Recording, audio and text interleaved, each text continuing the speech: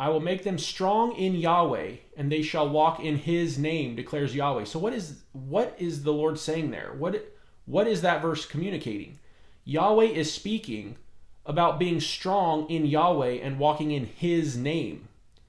So we have two Yahwehs in that verse. One speaking about another one.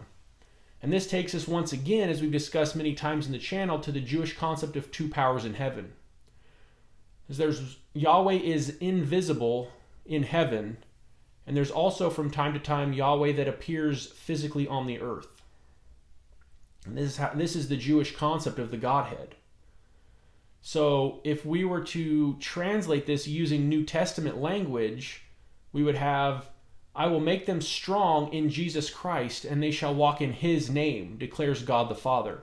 That's what Zechariah 10 verse 12 is communicating in Old Testament language, the same concepts that we find in the New Testament.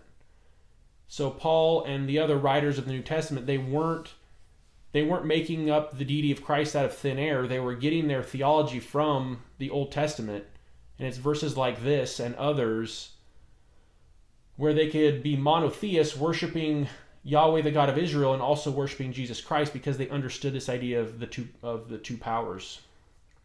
Same thing we see again in Daniel 7 and many other passages.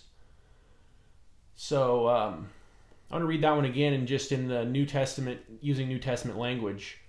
I will make them strong in Jesus Christ, and they shall walk in his name, declares God the Father. I think that's a really cool one out of Zechariah.